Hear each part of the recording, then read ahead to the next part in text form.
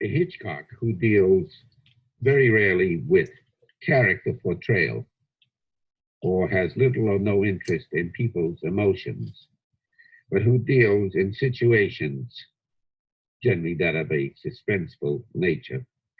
His interest in music is only in relationship to how the suspense can be heightened.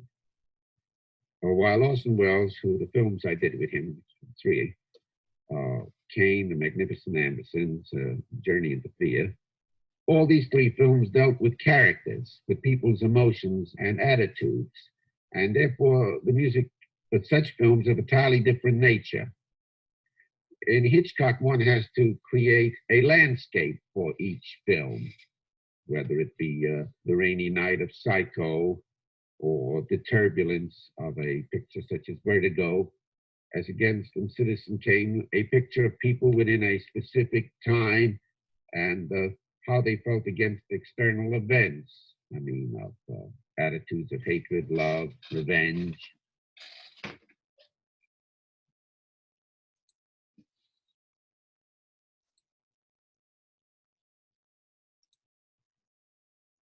Okay, good morning, everybody. All right, let's start. I'm going to do like we did last time. I'm going to unmute everyone so that you guys can then kind of mute yourselves and unmute as you wish to come in. So there you are, free. 3275. Do we have any questions this morning about the class before we get started with Vertigo? Or anything hanging over from the searchers? Not really. I think your emails made it like pretty clear on my end, at least. Okay, good. And guys, be sure and kind of mute yourselves if you can, so that we don't necessarily hear you while everyone else is talking. You want to know the second fun fact? Yes. You want to know the second fun fact? Sure. Last night, or like the Tuesday night, when we were streaming, I changed my name to the Negro. Guys, mute yourselves, please.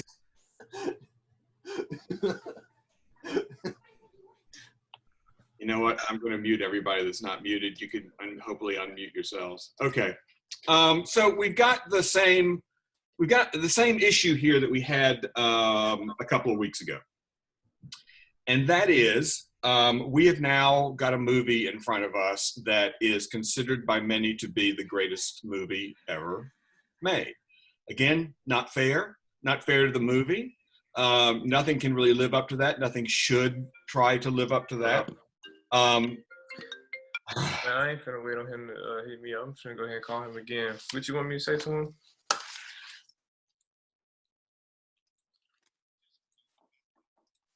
Okay. If they're not paying attention, they don't need to be unmuted. Okay, everybody hear me? Thumbs up? Okay.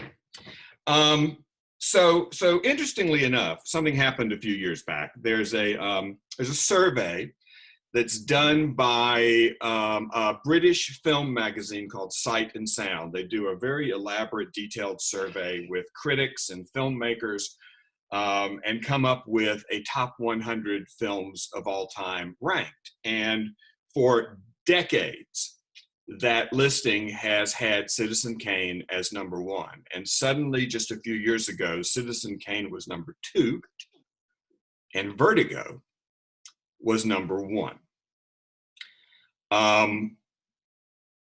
Sending the critical community into all sorts of crises.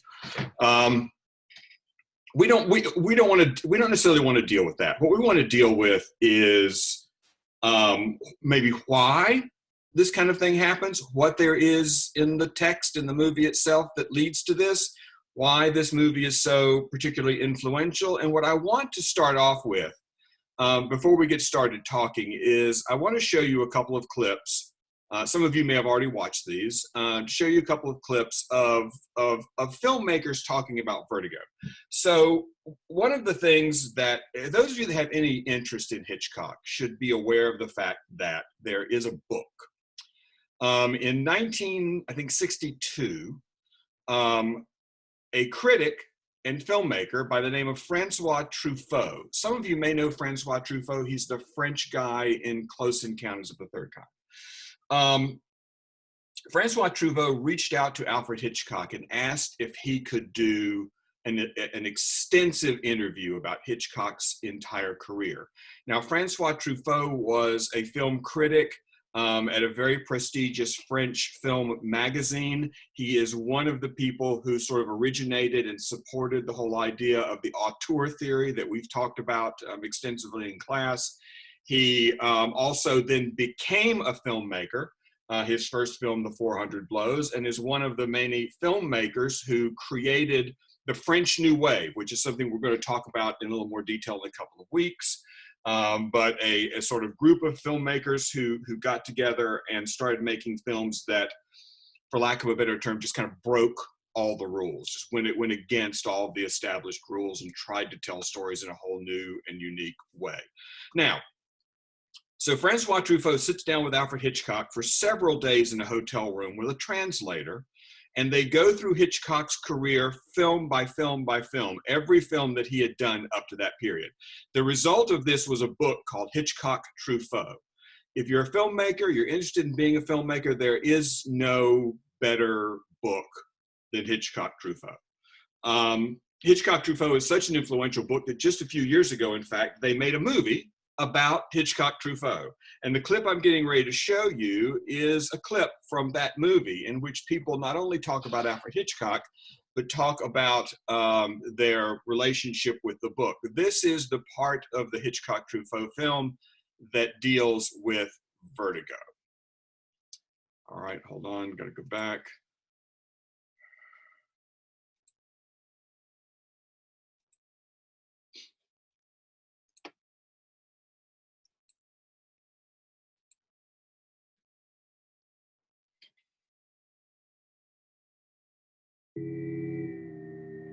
Cette idée de plan de réalité. Oops, sorry. Cette idée de plan de réalité, cette idée d'un personnage qui, comme dans un rêve, c'est-à-dire le personnage est en vrai et derrière le monde est comme une toile de rêve.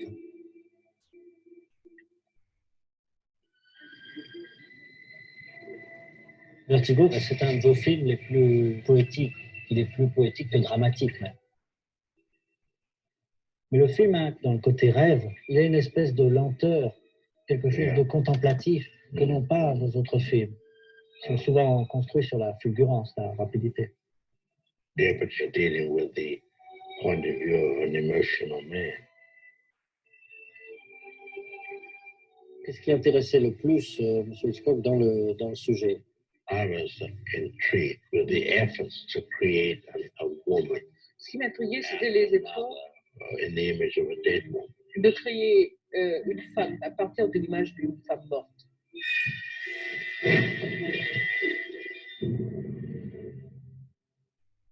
If you think that you can hide what your interests are, what your prurient interests are, what your noble interests are, what your fascinations are, if you think you can hide that in your work as a film director, you're nuts. You know, and I think that he was one of the first guys who said, I'm gonna go with it. I gotta be me.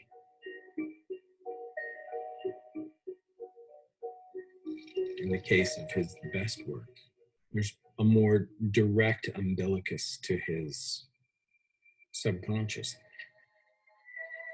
Certainly, I think that's true of Vertigo.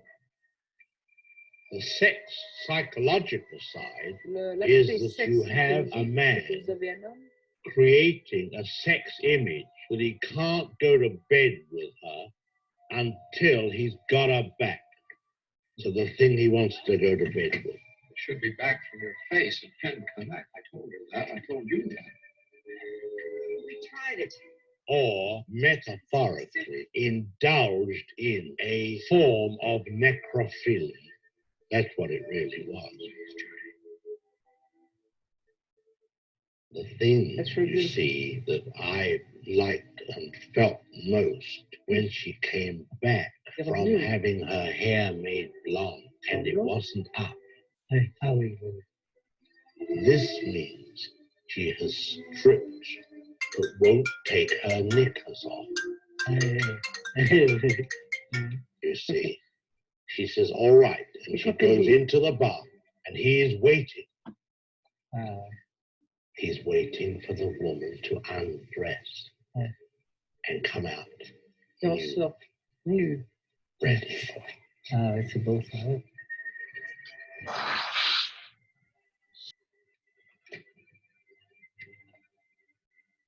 And while he was looking at that door, he was getting an erection.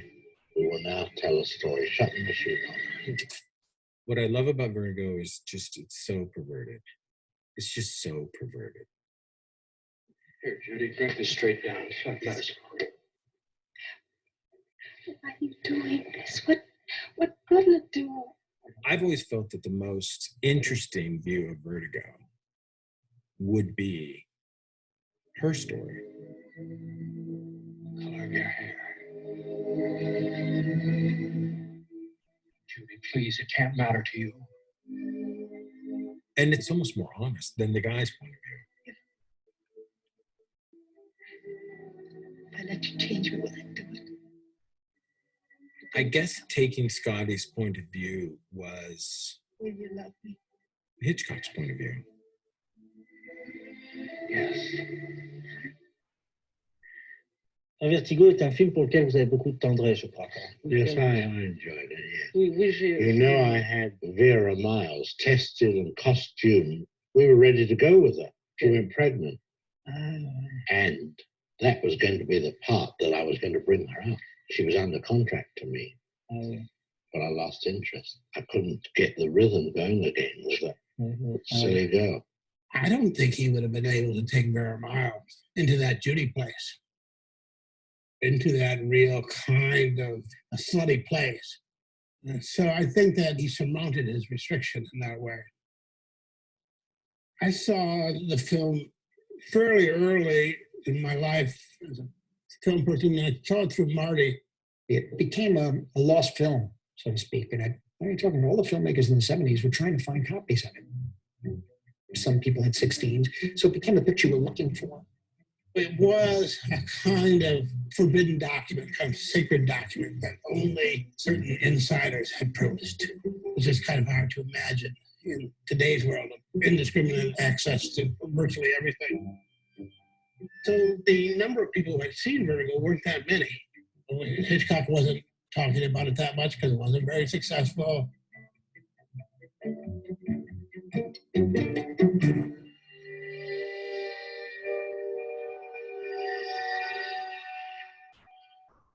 Qu'est-ce qui vous jette dans le film? The hole in the story.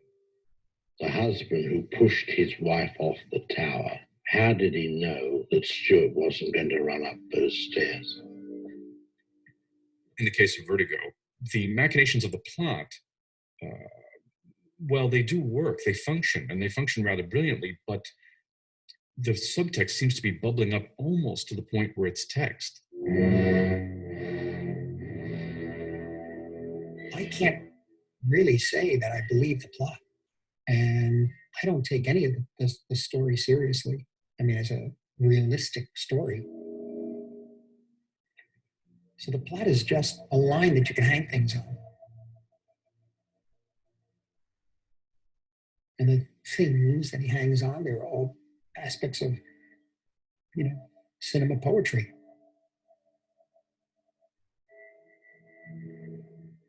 And that's a film that I can't really tell where things start and end. I don't care. Or when he's following her in the streets in the car. What is he looking for? What is he looking for?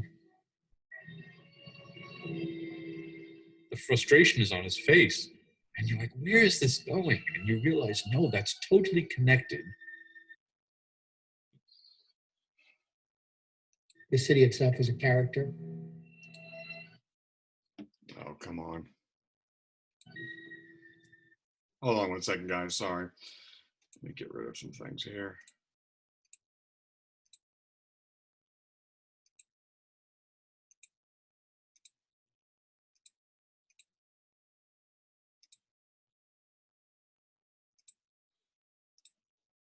See if that works. works.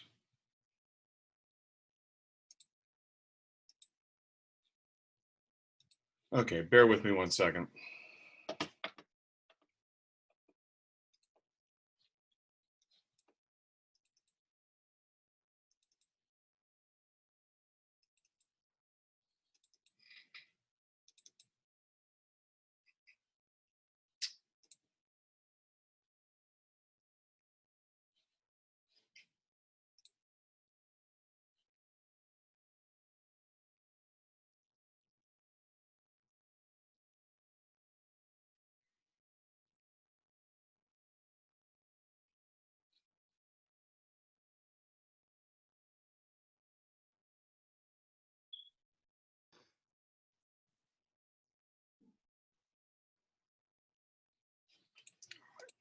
Hang on 1 second, guys. Sorry.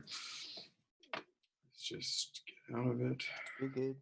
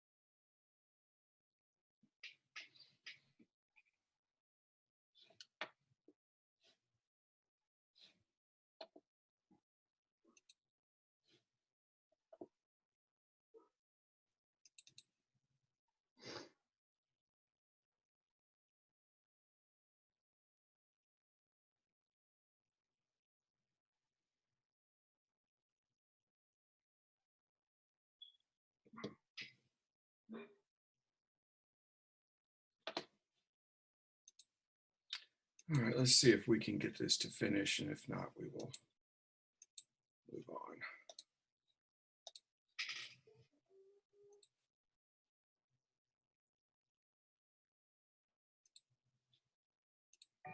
Qu'est-ce qui vous gêne dans le film?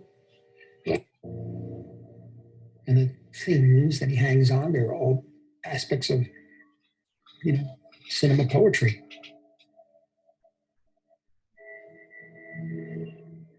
And that's a film that I can't really tell where things start and end. I don't care.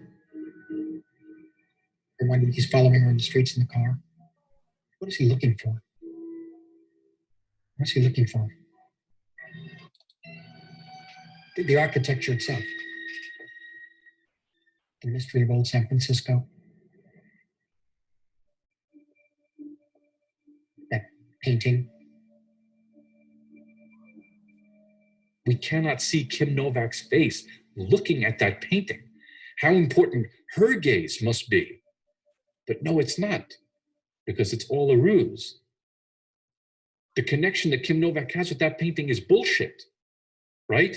The only gaze that matters is Jimmy Stewart's gaze, watching the curl in the hair and how it's similar to the painting on the wall.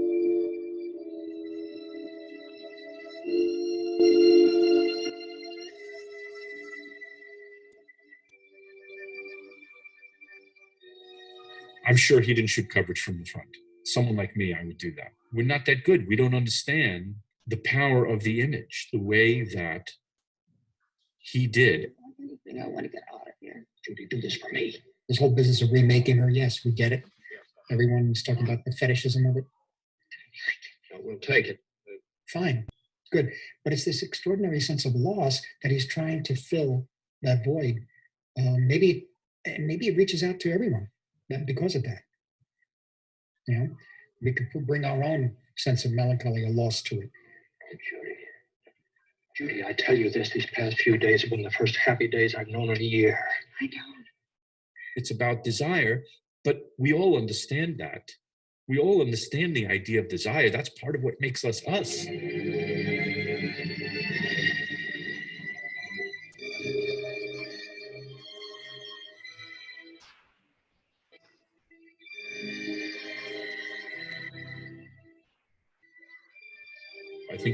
Kim Novak coming out of the bathroom is the single greatest moment in the history of movies. At that moment, everything that Hitchcock was about, everything that cinema is about, comes together in the most beautiful way, which is,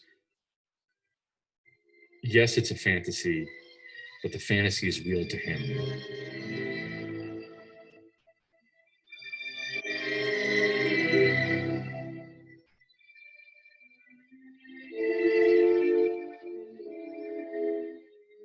That kiss is so extraordinary. It's the one moment where he gets some kind of fulfillment. And then after that, it's time to go. I was afraid you made your mistake, Judy. You shouldn't keep souvenirs of a Kelly. You shouldn't have been.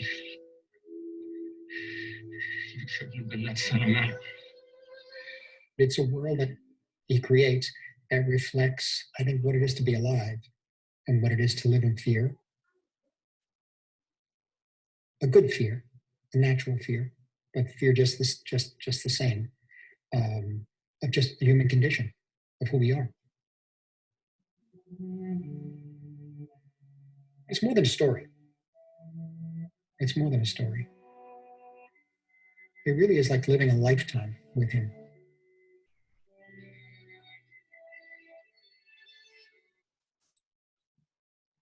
Okay, we took a little bit of time with that, but there's a lot.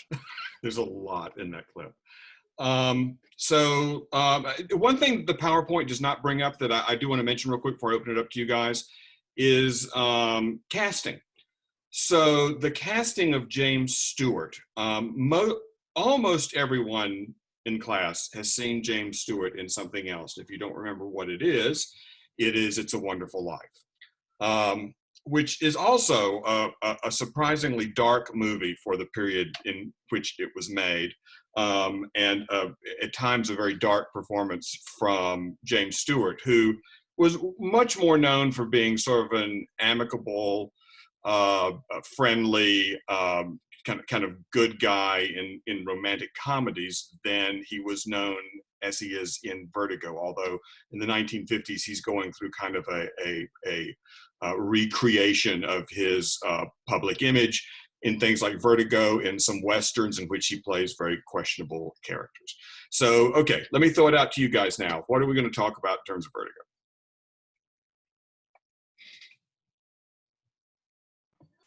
The ending sucked. Okay, now, was that Nate? Who said that? Who said that? Me. No one wants to admit it. Okay. No, it was me. I admit it. Okay, and that's fine. I don't mind that you don't like it. I will say that is one of those conversation killers that I talk about in terms of talking about a movie and analyzing a movie and figuring a movie out. There's nothing I can say to some part of the movie sucks, right? So you need to give me something I can actually respond to and talk about. Okay. Okay, so I didn't like the ending, so I did some research, and then I saw that there was an alternate ending. So I clicked and I watched it, and I was like, oh man, maybe this will give me more clarity. Well, it didn't give me any more clarity. No. So what you don't like about the ending is there is some clarity that's missing for you. There's some like that has not been I just really wish like it would have shown like if James Stewart would have went back into like the mental home, or if he just carried on his life and then went with the artist lady, I forgot her name now, but like they carried on the relationship since she obviously loves him, and maybe he like gets over it and goes with her. I just wish there was more clarity at the end. I just didn't like that because I don't think clarity is what you mean. I think closure is closure. What Yes. Now let me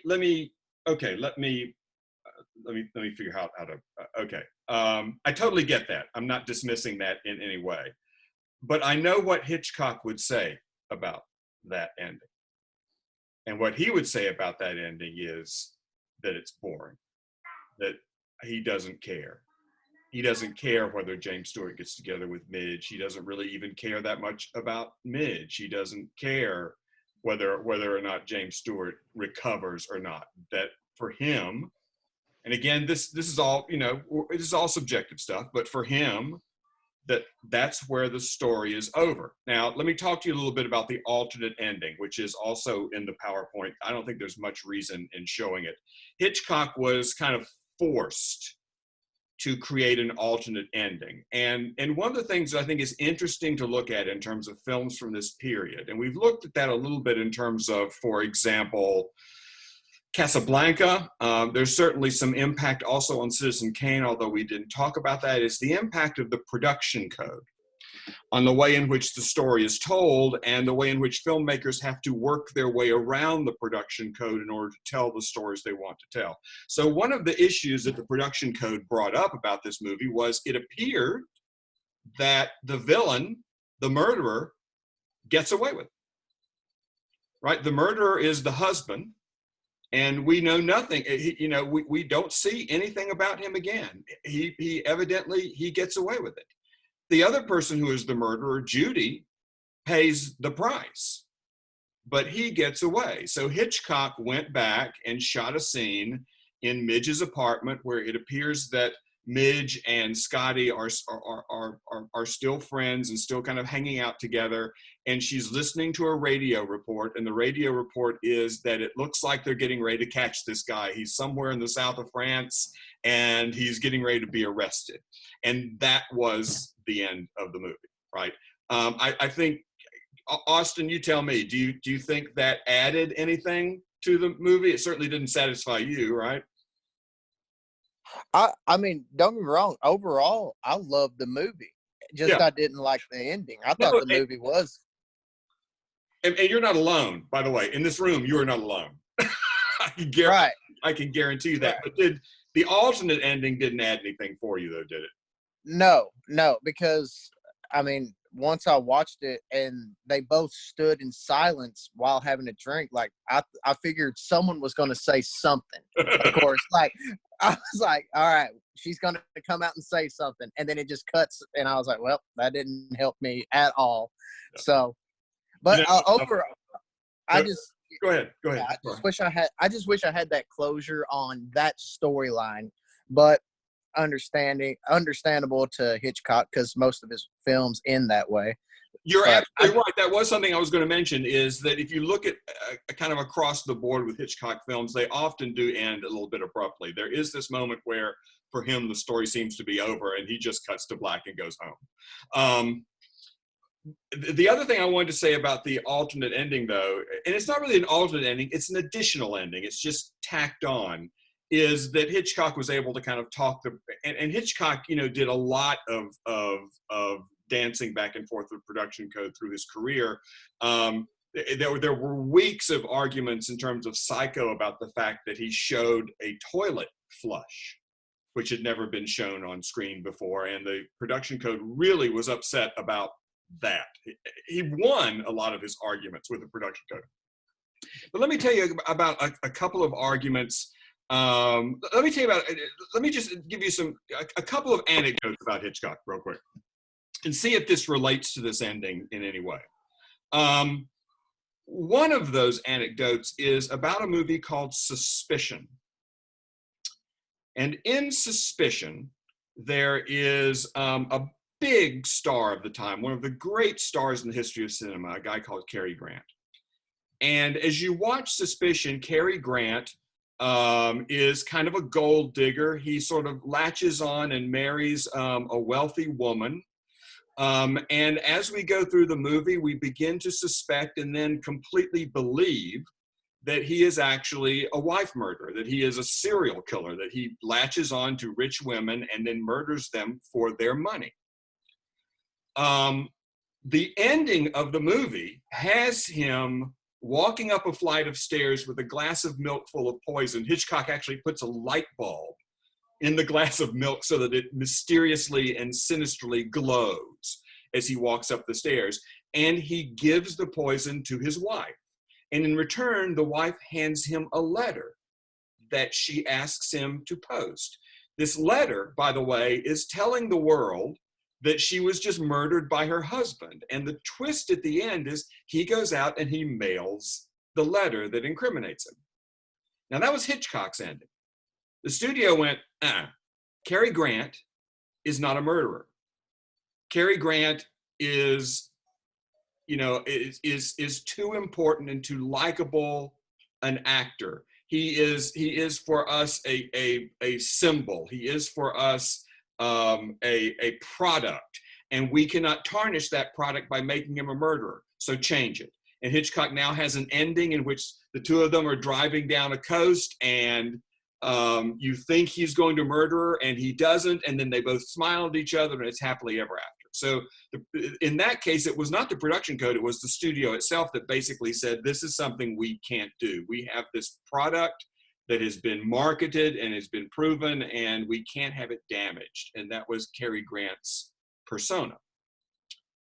The other story I want to tell you is about Psycho. And most of you have seen Psycho. There's a scene in Psycho, there's an incredibly just unimportant scene in Psycho, in which the characters go to the police. Because one of the things that people kept telling Hitchcock is, well, you know, if the characters in your movie would go to the police, the movie would just be over, right? Everything would be fine if they just go to the police. So he had them write a scene in Psycho in which the characters go to the police and absolutely nothing happens. They do nothing. It is absolutely pointless that they went to the police. And that scene is there basically to answer Hitchcock's critics. I bring up both of those things because I think at some point we may talk about, in terms of this ending, whether there's any point at which we think James Stewart is actually going to kill Judy. And that has something to do with this. And also, I think to some extent, again, the ending, with something that probably was uninteresting to Hitchcock, but something that we come to expect from our storytelling, because that's what we almost always get, which is that kind of closure. It's that denouement, right? That resolution that is even sort of it's listed in our parts of a narrative story. We have exposition, we have crisis, we have rising action, we have climax, we have resolution. He's just dropped the resolution.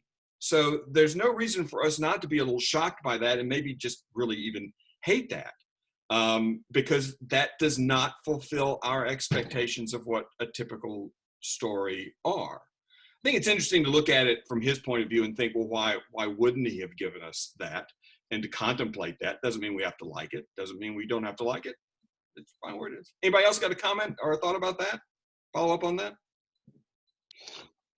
Hey, Dylan here. Yeah. As someone that likes to write, honestly, his endings are more intriguing because he drops the resolution, because it gives you that point that a lot of writers reach where there's so many different ways this could end, so many different ways this could pan out. And it just kind of leaves your brain to figure all those out. It kind of just like, there is no closure because there's a lot of ways that anything could turn out. He could go back to being, committed. He could be with Midge. He could jump too, but, it gives you the idea and the option to just run through all of those and just be intrigued by that. So the story really doesn't end. It just kind of goes on in your head because you never really know what happens. Well, and Dylan, that's really interesting. Every other semester I teach a kind of slightly more advanced course than this. And one of the things that's happened in 2 semesters in a row now have been huge debates about ambiguity in motion pictures between, consumers in the class, students, who really want to know that this is what happened, or this is what will happen, or this is what is happening, and students who love the idea that it's kind of left ambiguous and it's partially up to me as a viewer to kind of figure that out, and people who have different opinions given the different circumstances of different movies. So I think you're really kind of hitting the point there, where Hitchcock basically is saying, you're welcome to continue to think about this, but for me, the story is over. Whereas for Austin, the story isn't over, and Austin feels like the storyteller. He wants the storyteller to tell him what this resolution is. You may like the idea that you get to make the resolution up yourself. Those are both perfectly legitimate reactions to this particular ending. What else, guys?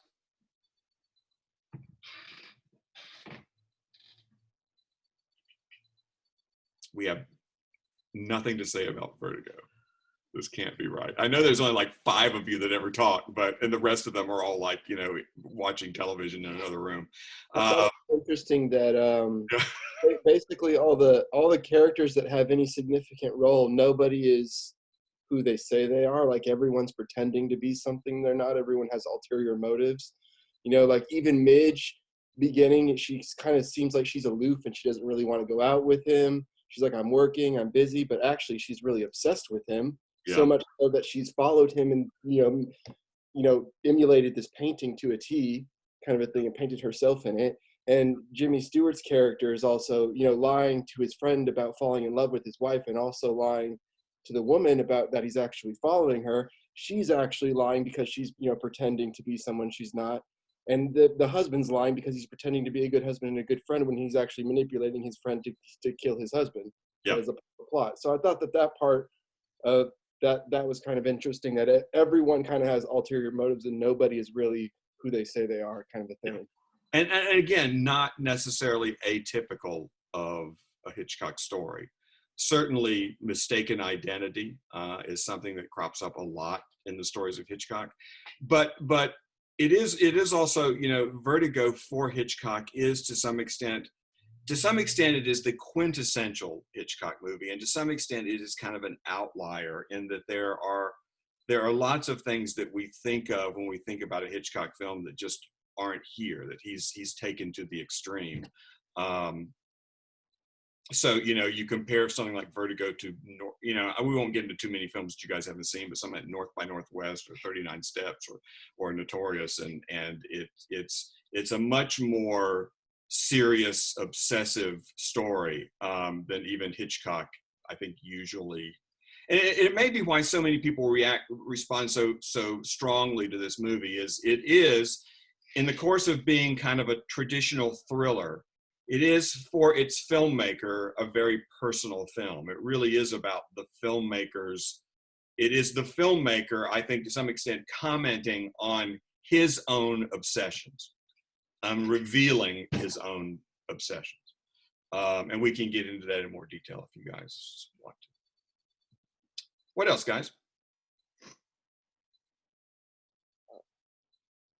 This is not the one I thought would stymie all of you for some reason. I thought you'd all have very strong opinions and ideas about this. I just wanted to let other people speak. On the ending, I did think, yes, it was abrupt, but I felt like that, it's very clear that once he starts seeing this woman, he starts making her up as Madeline, that this cannot go anywhere good. Yeah. This can't go anywhere positive. Yeah. And I thought, you mentioned it, I really thought, oh, he's going to kill her. Like when they're in the car going through the redwood forest, going back towards the missionary place, I was like, he's going to kill her. I thought he was going to kill her. Yeah. But he didn't. And there was kind of that sweet moment where he says, you shouldn't have been so sentimental, where he starts to it seems like he starts to realize that, oh, she really did love me, but it's that they can't come together because he was essentially in love with a fantasy, with somebody that didn't exist. He was in love with a woman who's pretending to be another woman who's possessed by another woman. And she was never, in some ways it's weird because she was being most dishonest, but her affection seems to be the most true to me because, because it's like she knew that he was following her. She knew that he was actually interested in this other woman, but yet she still went with it anyways. So and she knows who he is. Right. So it's not some kind of mystery to her. She knows who she's in love with. Right. Exactly. Yeah. Yeah. I had a comment I wanted. So I think one of the things that's interesting to talk about, and this comes off a little bit of what you just said,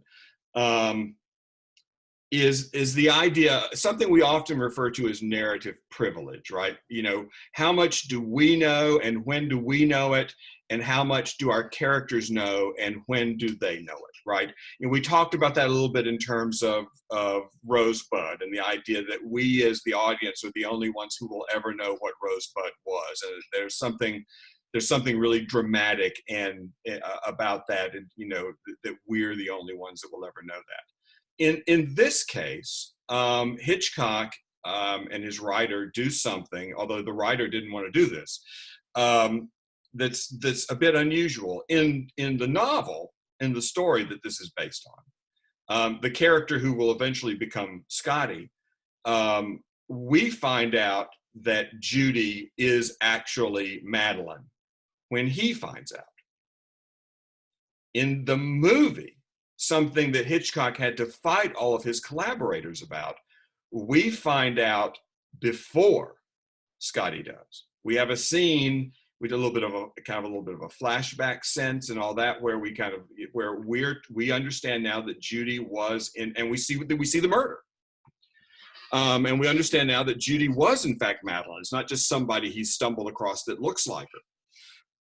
And we find this out, quite a bit before Scotty does. So if we have a movie, right? I mean, let's think about this. We start the movie with Scotty, and every scene in the movie is not only involving Scotty, but is from Scotty's point of view, right? Everything that happens, we see from Scotty. We know what Scotty knows. That's it, right? We don't see anything that Scotty doesn't see. We're inside his head. He's driving down the street for 10 minutes, and we're looking at him and then seeing what he sees through his eyes, and looking at him and then seeing what he sees through his eyes. And then suddenly, at this, I'm guessing maybe a 2/3 point in the film, maybe 3/4 point in the film, we have a scene and we get information that Scotty does not know. Some of you may find that amusing. I always find it amusing when I have to say it since. Scotty doesn't know. Yes, Scotty doesn't know. I've even got a slide. And this is unusual for a movie. This is unusual for Hitchcock. This is unusual for a mystery or for a thriller. This is kind of like, I don't want to spoil this, but this is kind of like if you had a murder mystery with a detective and the audience finds out who the killer is about a third of the way through before the detective does, which is something that happens in Knives Out, by the way, interestingly enough. Out on DVD, Blu-ray, and VOD right now. So here's a question for you. Why don't we wait and find out about Judy when Scotty does? I think that's when I was saying that, like, about how, I thought he was going to murder her. I think that's what actually kind of colored my perception of that whole ending, was because I saw that letter, I now have some sympathy towards her, and I now feel that her love is actually real, that, there's a sense that she's admitted what's wrong. And not only that, but that she's, recognized who he is all along, and that she actually did love him for who he was, this sort of broken detective man. But not just that, I forgot what I was going to say, but it's also that I forgot what I was going to say, but it definitely just colored my view of her and made her more sympathetic. And that dramatic irony created that kind of tension that what's going to happen? Because otherwise, I know I was going to say, otherwise, like when he first meets Judy in the apartment, I wasn't sure it was the same woman. And so if that wouldn't have happened, it would have been me guessing, is this the same woman? Is this somebody? Well, who is this? But because we had that letter, it's like, no, this is the same woman. So now I'm left to kind of contemplate their motives and sort of let the dread build of like, where is this going? As like step by step she's remade. It's like, this can't be good, And so, I'll drill down on that a little bit, because I think it's exactly what you're saying. I think what's happening here is we have a certain question that we're asking as we go along, and that is basically, is this just someone that looks like Judy? Is this really, how does this coincidence make any kind of sense? What is going on with Judy? And that question is answered, and a new question for the rest of the movie is brought up. And the new question is, what's Scotty going to do when he finds out? And we get many more scenes of craziness and obsession before we get to the point where Scotty finds out. And now the whole thrust of the movie changes at that point. The question we're asking ourselves changes. And we have seen a character who has gotten increasingly obsessed, increasingly crazy as the movie has gone along, we have been in his head, and we're now kind of being pulled out of being in his point of view to a wider point of view and being able to see him more objectively. We're now sympathizing with a different character than we were sympathizing with before, and we've turned the whole thing on its head. To some extent, at this point, Scotty might be the villain of this movie, and Judy might be the hero, or the protagonist, and Scotty the antagonist in a weird sort of way. And that, for a filmmaker who is obsessed with suspense, right? For a filmmaker who basically says the most important thing to him in storytelling is suspense. The fact that this sets up that situation of increasing suspense is, I think, why we break out of that perspective and we get this wider perspective. We're asking a different question. It takes the whole movie on a different tangent. Let me ask this. Do you think it would be a more satisfying story if Scotty did kill Judy? Certainly, if we look, before I let you answer it, certainly if we look at this as a traditional tragedy, and you can go into we can talk about this if you want to. We can go into the PowerPoint. We can talk about Aristotle's Poetics. Those of you who want to be a writer, by the way, it's a very small book. You need to read Aristotle's Poetics. It's the most important book you will ever read as a writer. The things that Aristotle talks about are kind of necessary or advantageous in telling the story of a tragedy. Recognition, finding out something that we didn't know before, that the characters didn't know before, reversal, that things aren't exactly what they seem they are, dramatic irony, this idea that we know something that the characters don't, and that all of this is basically leading to a tragic event, right? To a tragic climax. Back to that original question, do you think it would be a satisfying conclusion if he killed her? I don't think it would be at all. Okay, go for it, Max. Well, this kind of has to go with the way that I see Vertigo. I don't really see it as like this sort of drama. I see it more as like a sort of detective noir. Okay. And because it's like during the second half of the movie, like especially in the climax, it's revealed that he figured out that Judy is actually Madeline.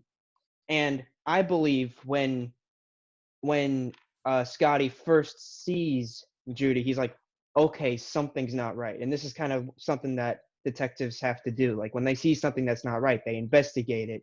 And that's when they uncover a bunch of things. I believe that throughout the second half of the movie, that's what he's doing. And as a detective, it doesn't really make sense to kill the person you're trying to arrest.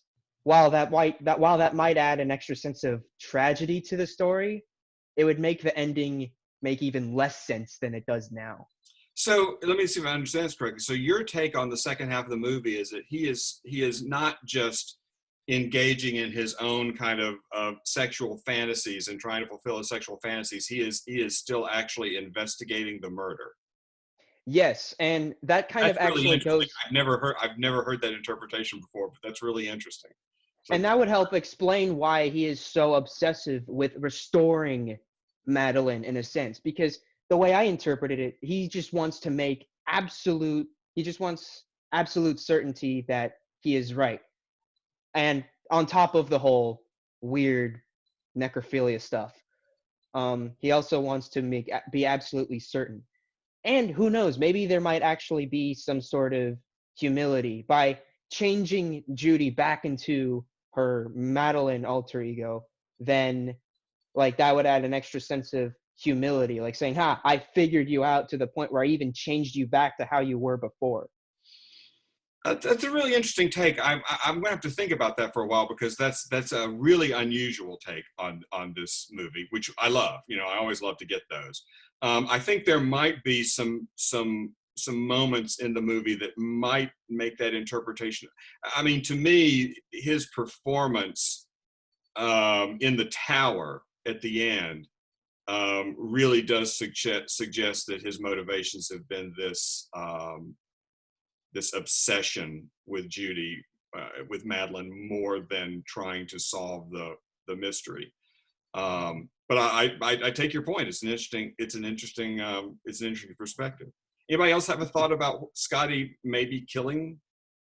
Does it seem like? I think that theory could definitely come around, since whenever he does like get to the top steps where he has to stop, like all he sees is just a blonde woman fall, and then we see him come out the bottom of the church and go the complete other direction, unlike most detectives who would probably like go to the body and examine it. In a sense, he just ran away, so he truly didn't know if it was her or not. So that theory makes sense to me, and I like that perspective on it, honestly. Okay, all right. I still think there might be some difficulty in the actual movie in that, but I'm gonna let you. I'm letting you guys have it. I have to really think about that for a while. Yeah, to get to that. I was gonna say I would wonder if the Scotty killing him would be more of a to people that didn't like the ending, like I think Austin, that they would like that more. Because to me, I wouldn't like that as much more, because there is this kind of tragedy at the end.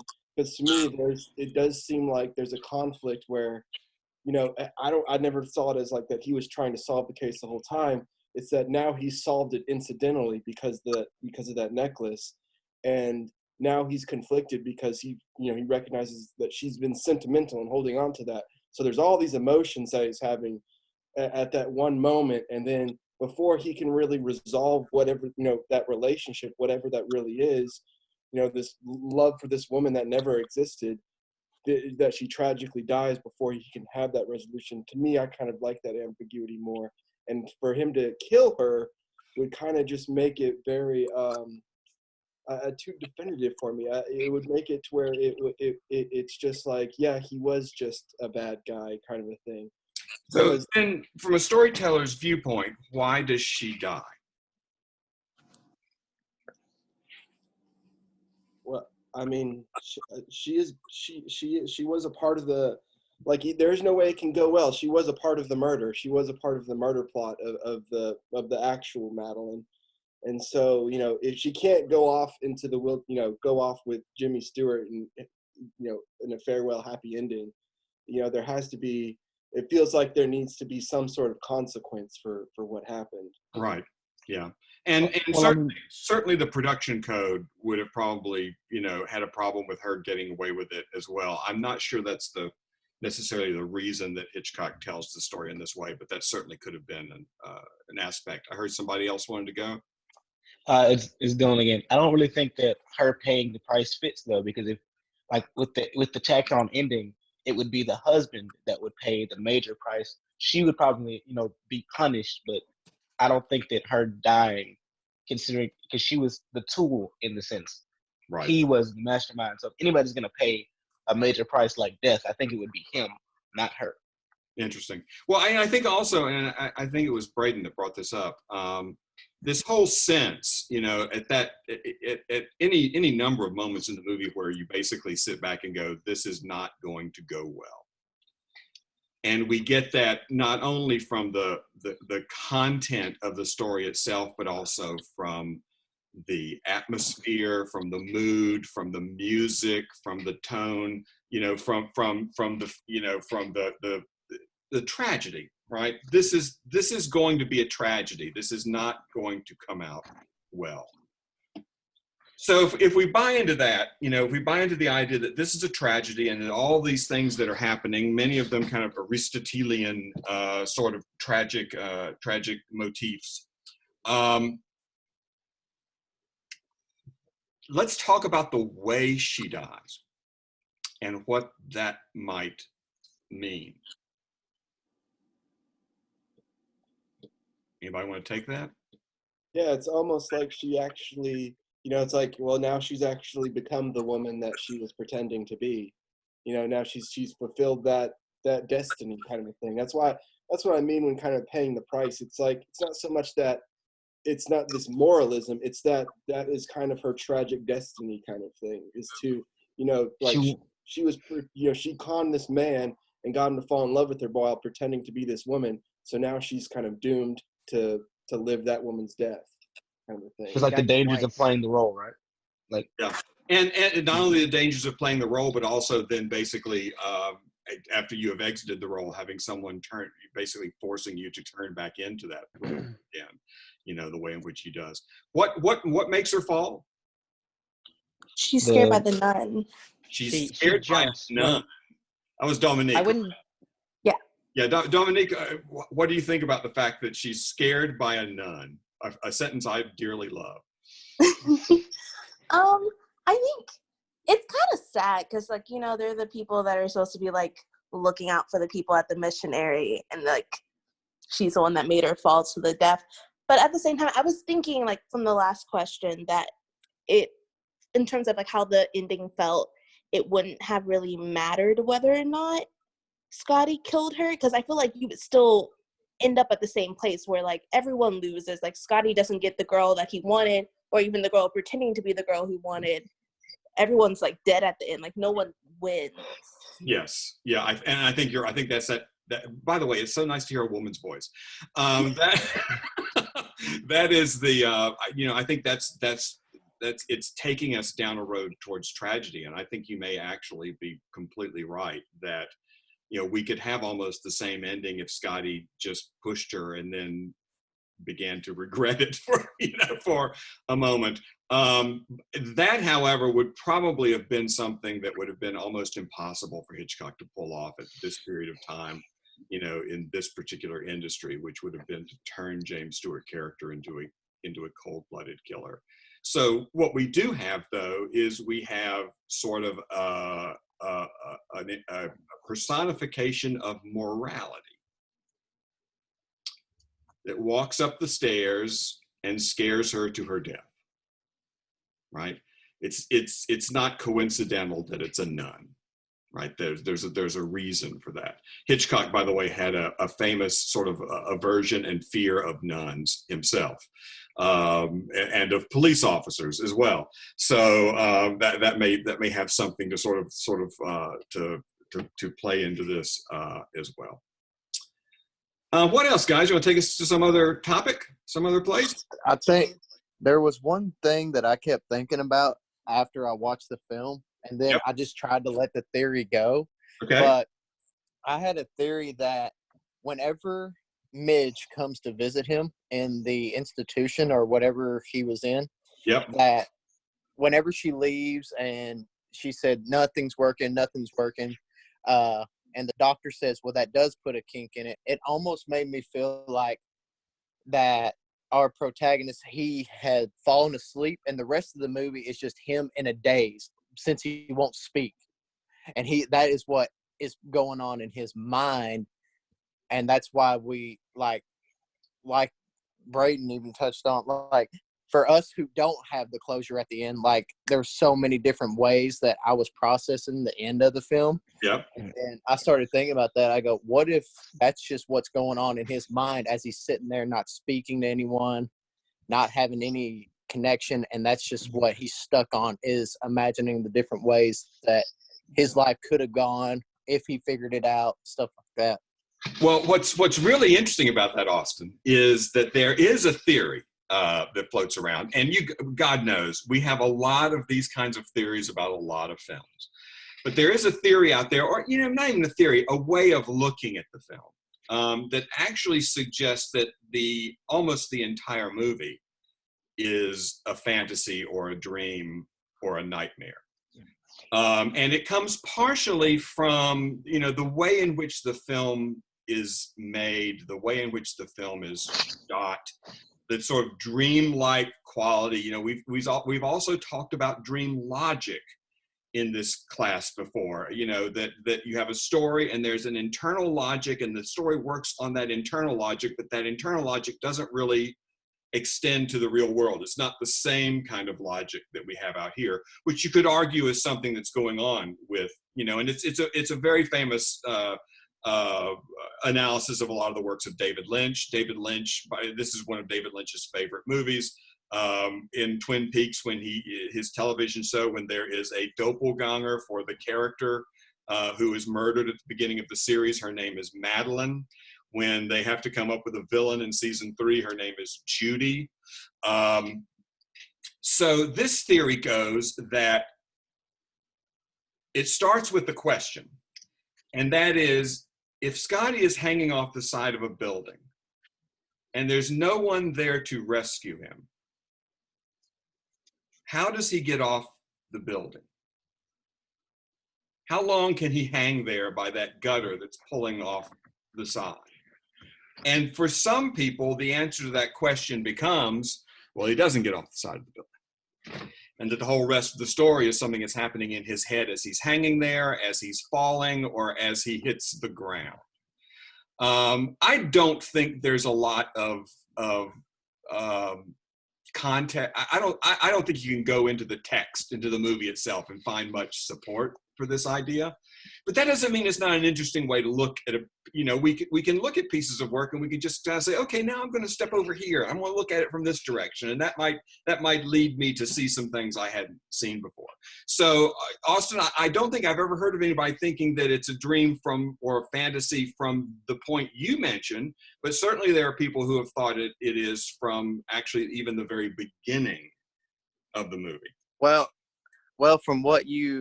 from that analysis that you just said, that makes it pretty interesting, because in my mind, you could definitely tie, like I said, I'm just trying to find closure. You could definitely tie the end to the beginning.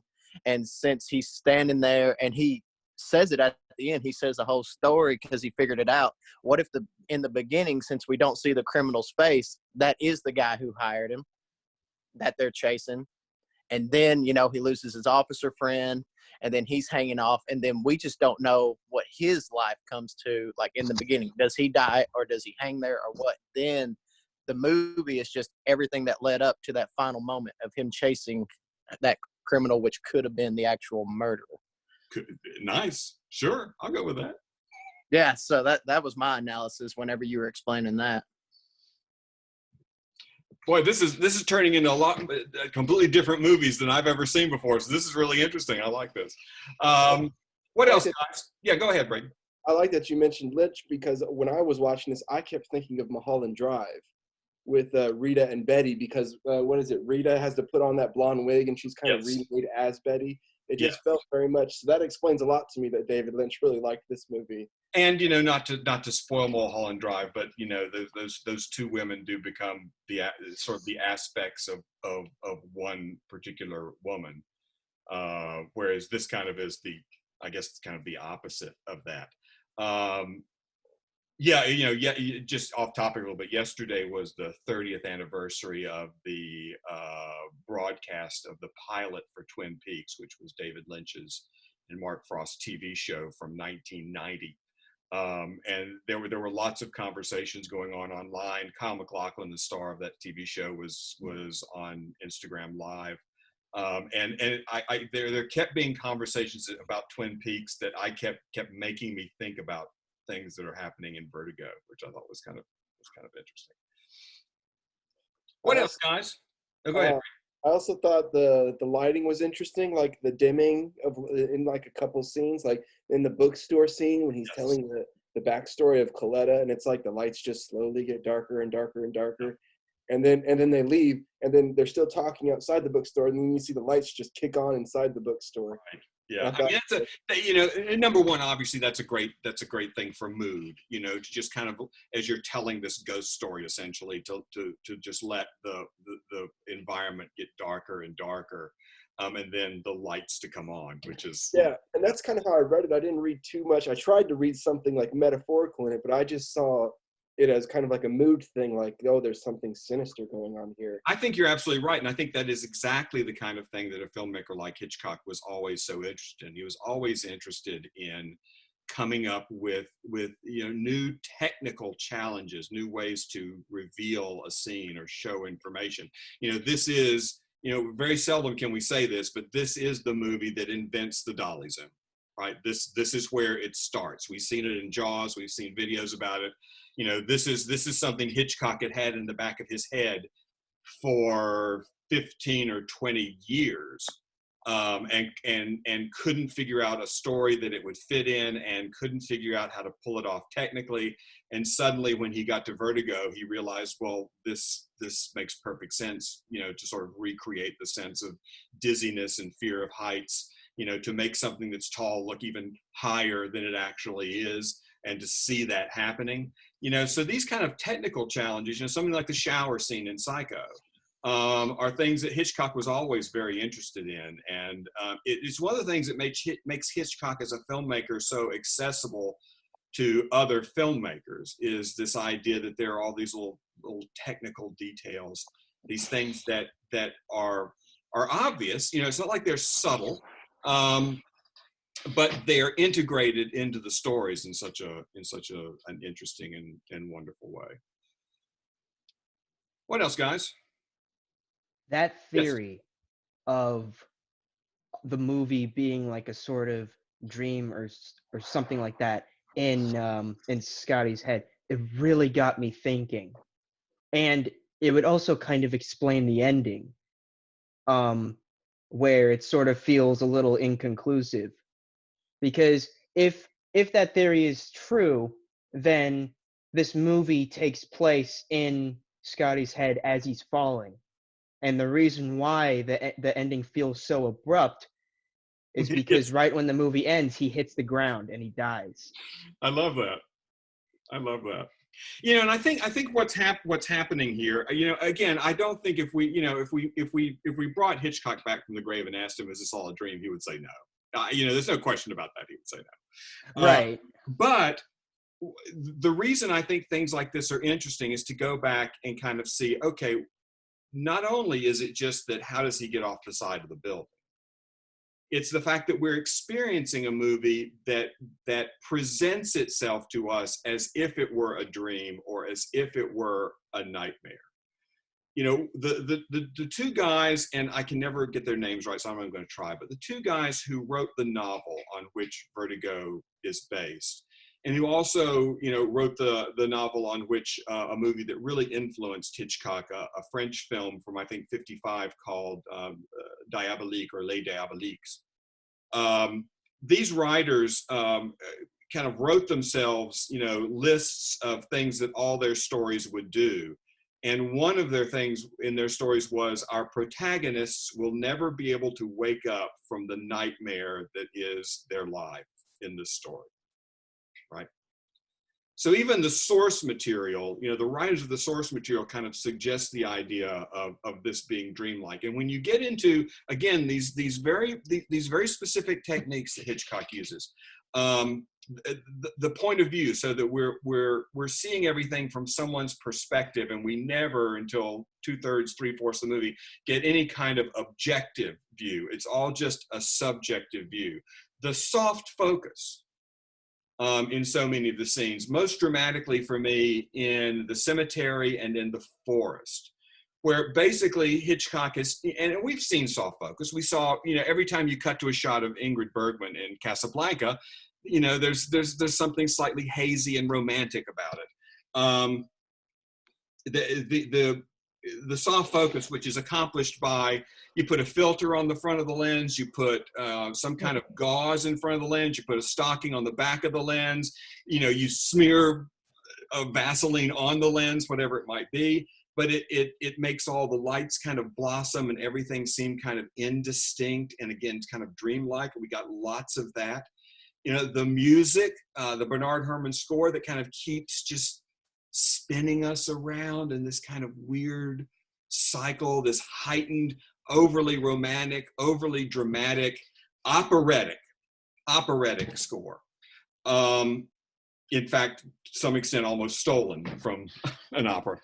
I think all of these things make us want to think of this, or lead us to think of this as a dream, and whether or not it's that the story is dream-like or the story is a dream, to some extent, may be kind of inconsequential. We're still experiencing it in the same way, and with a certain different kind of distance from our established reality than some movies have.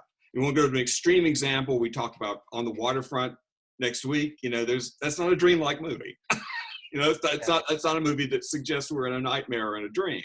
You watch Mulholland Drive, everything about it suggests it's a nightmare or a dream. And I think this film has that tendency. So, I think we struggle with a way to, as we watch it, we may struggle with a way to kind of just frame the way in which it feels so dreamlike. And I think that's why, these theories come up, Austin's approach to it and things like that. Because that's just what it feels like, from the way it's shot, from the way it's edited, from the music, from the point of view perspective, from the kind of illogical parts of the storyline that don't necessarily make a whole lot of sense. I think all those things kind of lead us to want to think of it that way, and then come up with a construct that allows us to. What else, guys?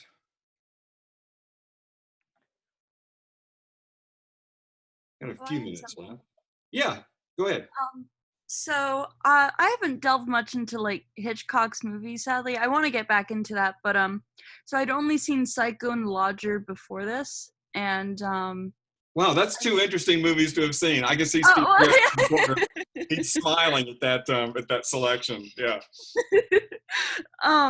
But so like seeing kind of a more like romantic, like this was still suspenseful and like thrillerly, but like a more romantic movie was very interesting to see out of this, especially from like I had only seen like the dolly zoom like shot of the staircase and like him like anytime he'd look down, so I always thought it was like a horror or something. Yeah. So it was just interesting to see that it really like wasn't, and just like interesting to see how he handled like romance, because it was like still like thrillerly and all that, and it wasn't exactly like romantic or like the classical like 60s romance, but it was just very interesting. Yeah. But I will say this, and if you go to the PowerPoint, the first part of the PowerPoint does get into this. It does have certain similarities to other movies that are being made in the 50s that are in fact romances and are in fact soap operas. In particular, the films of oh shoot, how can I possibly, hold on, I'm going to the PowerPoint. I'm just forgetting a name all of a sudden. Of a guy named Douglas Sirk. And if you want to see what those look like, you can go into the PowerPoint and take a look. These high sort of emotional romances, they're really overwrought, they're over bright, they're over colorful, and I think there is a certain, I don't know if Hitchcock was in some way sort of influenced by these films, but I think Vertigo almost feels like a comment on some of these films. You can go into the PowerPoint and look at those at some point and see if you feel the same way. It is not something that Hitchcock did a lot, which is basically, and of course in this particular case it is a romance, but it is a particularly, as David Fincher points out, a rather perverse romance. There are, as I just think back, there are, a handful of other movies that kind of emphasize the romance to the extent that this one does. The one that comes immediately to mind is Notorious, which I can't recommend highly enough to everyone. But in most of Hitchcock's stories, that romantic element is kind of a side story. It's a B plot line, or a C or a D plot line. This is one of Hitchcock's few films that focuses on the no matter how perverse the romance may, on the kind of romantic story, to the extent that this one does. So even with your limited viewing of, and thank God bless you for one of them being a silent movie. Even with your kind of limited approach to that, I think you may be noticing that feels different. Mm-hmm. If you look at the other films kind of made around this period, if you look at The Birds and North by Northwest and so these are the Paramount pictures from that period of time. They really, the romance really is kind of secondary in almost all those movies. It's there, but it's just a plot element. Mm-hmm. Interesting. What else, guys? We're got about 10 minutes left. I have a question. Yeah, Logan. So Mitch and the main guy, who I can't remember the name. Scott. Yeah, they have like a really like kind of interesting and weird relationship, but the movie never really delves into it. Yeah. So it seems like a lot of her like purpose was just to give him someone to like talk to so we could hear his thoughts, really. But if that was her purpose, then why did they have such a convoluted backstory and relationship? And why did she have such a intriguing personality rather than just sort of being there to serve his character? I think to some extent you almost answered your own question, and that is, you know, in a well-told story, right? All the characters probably, especially secondary characters, they serve a function, but you don't want them to just be a function, right? So if the function here is we need to put someone in this story for Scotty to talk to, so that we can understand what he's thinking about, so we can get certain pieces of exposition, so we can get into his head a little bit more, so we can have those ideas expressed verbally. Okay, we got to have somebody to do that. Okay, if somebody's going to do that, let's have them add something else to the story as well.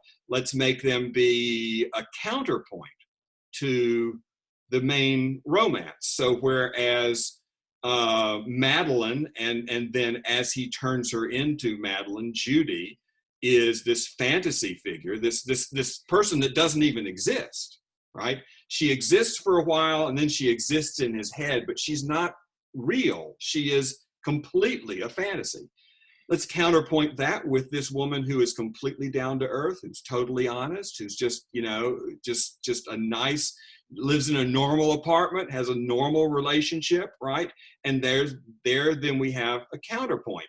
If we're going to have the sort of fixation that Scotty is going to be fixated on this woman who doesn't exist, does it become more interesting for us to know that there's a real woman who does exist, but that he has no interest in? And what does that say about Scotty? That he's got this woman who obviously loves him, is his best friend, and yet the only thing he can love and he can desire is this woman who doesn't actually exist. The other thing to point out about that this woman who doesn't exist is what is referred to as the typical Hitchcock blonde. This is the character that Hitchcock has been creating for his movies since the 1920s, and certainly since the 1930s, where his main female protagonists tend to be icy, a little cold, maybe there's a lot sort of burning underneath. They're blondes. Their blonde hair is often worn this way. He loved gray suits. He often put his female protagonists in gray suits. I mean, look at Janet Leigh in Psycho, or Vera Miles in Psycho, and you can see that Hitchcock is not only making this woman from nothing, it is the woman he's been making his entire career from nothing. So we got to have this other character? Can that be the counterpoint to Madeline? Can that be the option to some extent to Madeline? And what's it going to say about our main character that doesn't interest him, but this does? I'll tell you something else that's slightly perverse about this. Barbara Bel Geddes, who plays this part, is basically dressed up as Hitchcock's daughter, who Patricia Hitchcock, who was in quite a few of Alfred Hitchcock's movies. She's in Psycho. She's the woman who works in the bank with Janet Leigh at the beginning, before Janet Leigh, absconds with the funds from the bank. Barbara Bel Geddes is performing the same function in Vertigo that Patricia Hitchcock often performed in other films, and that is the slightly plain, compared to the glamorous other characters, the slightly plain woman who is kind of stuck in the friend zone, and who is kind of a counterpoint to the glamorous main character or the glamorous star. So if we look at it in the larger body of his work, we can actually see that character, you know, that Barbara Bel Geddes is playing Midge, kind of show up in other movies, performing a similar function, you know, being kind of the real person beside the fantasy figure that Hitchcock has created out of his lead actress. So, and to give them a bit of a backstory, so we know they've known each other, we know maybe they've had some kind of relationship going on in the past of some sort, may not be romantic, but of some sort. You know, I think all of that helps take a character that could just be a function and make it a character that actually not only serves a function, but also, you know, acts as has other functions in the, and is more of a real person than they might necessarily have been. Does that make sense about that? I would say, yeah, that's exactly what I was thinking about Midge, was that she's just a counterpoint to, she's the real woman that loves him. And she's also kind of a comment on obsession, which seems to be like a focus of this film, because she seems to be a bit obsessed with him, actually. You know, the fact that she, you know, she went through all this length to duplicate this painting because she recognizes that he's obsessed with this other woman, you know, and so she's tried to place herself in the middle of his obsession to try to make herself his obsession, and he still can't like handle it. He's like, this isn't funny, and he runs away from it, and he runs towards his fantasy woman. Even that, to some extent, I think also acts as a counterpoint, right? Her quote unquote obsession, her love for Scotty, right, feels something, it's something we recognize, it feels real, right? You know, they're still friends, she's in the friend zone, but she obviously is in love with him, but there's nothing, you know, it just seems normal. Whereas Scotty's love of Madeline and then Judy is this completely out of control, perverse, obsessed kind of thing. So again, there's a counterpoint there, right? There's a comparison that can be made there. What else, guys? We got just a couple minutes left. Let me just mention a couple of things. Oh no, go ahead. Who was it? Dylan. Yeah, Dylan. That makes me this constant talk of obsession. It makes me think of something I was thinking earlier when we asked if Scotty killed it. Will it be like?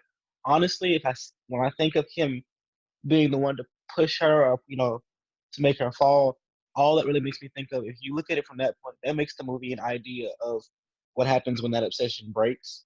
Because maybe he can't handle the fact that she doesn't want to be, or that she isn't the woman that he's imagining. Because he's tried to create it, and now she just wants to be her and love him. And maybe if you do it from that point, it's like, okay, I've been obsessed, I've focused in, this is how I want it to be, this isn't what she wants, I'm broken, my mind breaks, I kill it. That's what it looks like when you think of, what if Scotty kills her, what does it look like? And that's how I envision that story going. And on the other side, I think you mentioned earlier Hitchcock having his own obsessions in a sense. And when you mentioned that he constantly creates this similar woman in a lot of his films, and you mentioned his daughter, I can kind of see maybe there are some obsessions or mentalities that he has himself that kind of come through in this movie and come through in all of his movies that kind of just, you know, make it even a little weirder than it already is. Yeah. You know, and something you mentioned made me think of something else that we should probably mention real quick. And that is that even though we may not have closure for the audience, there is closure in that moment for Scotty. There is a loop that has been closed. And the reason I say that is his vertigo is cured in that moment. He steps right out onto the edge of that tower, on that little ledge out there, right to the edge of it, and there's no sense of dizziness, there's no sense of fear of heights. We tie, you know, that thing that happens to him when he's hanging off the side of the building at the beginning is now over when we get to the end of the movie. And it may be that, you know, maybe that's why Hitchcock wants to stop the movie right there. I just for the last minute or so here, I want to share the screen and just point out a couple, and we can continue to talk about Vertigo a little bit more next time as well. I am behind on the waterfront PowerPoint, so I'm hoping I'm going to get that up pretty soon. But a couple of things I would just mention. One of the things I would mention is a guy named Saul Bass. And if there are any of you that just have to go because class is over, go ahead. I'm just going to go through a couple things in the PowerPoint just to point them out to you. Saul Bass designed the title sequence in Vertigo and a lot of title sequences for other Hitchcock films, and then later worked for Scorsese, does the title scene of Casino and the title scene for Goodfellas. He's a graphic designer, very famous for making posters as well, and kind of got into title credit scenes by basically going, why don't we make the poster move? And there's some background information on Saul Bass here that he's a really interesting guy. You might want to think about taking a look at him. There's a video here that I really strongly recommend about the way in which Hitchcock blocks, in other words, moves the actors and the camera around a scene. And if for no other reason, you should watch this video so that you can then watch this video, which is how Tommy Wiseau blocks a scene. I guarantee you will enjoy the comparison between those two. We didn't mention a lot about Bernard Herrmann. Those of you who were on early or on time today heard Bernard Herrmann talking a little bit about his work with Hitchcock. He also worked with Wells, so we've heard Bernard Herrmann's scores before. We heard it in Citizen Kane.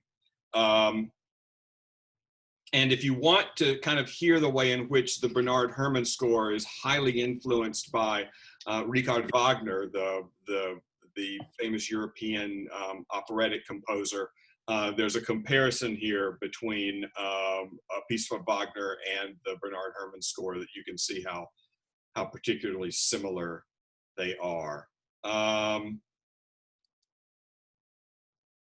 Freud, if you want to get into this, Freud talked about repetition compulsion, the idea that many of us have a compulsion to revisit, in particular, painful events in our past, and in fact, kind of recreate the circumstances that will allow those painful events to occur. I think that has obvious relevance for Vertigo, and you can see a little bit more about that. Let's see. We didn't really talk about the male gaze. That's something that, if you don't know what that is, at least click on a couple of those and find out. We talked a little bit about rescue fantasies last time with the Searchers as well. And there are a handful of really short clips here from the AFI of Hitchcock, in a minute or two, kind of giving pieces of advice and talking about the way he worked, which is helpful. We also, to some extent, letting Hitchcock off the hook today by not mentioning some of the claims of sexual harassment against him by some actresses that he's worked with. So he is certainly not, we don't want to suggest that as a personality or a character he was admirable or without fault. It's one of those situations we don't know. Lots of actresses say he was great and he was never a problem, and then a couple of actresses say, and maybe in some cases he was, in some cases he wasn't, but it's always just, in the time of Me Too, we kind of should acknowledge things like that. Okay, that's it for me. Think about Vertigo between now and next week, and if there's something, and look at the PowerPoint, if there's something else you think is worth mentioning, please bring it up.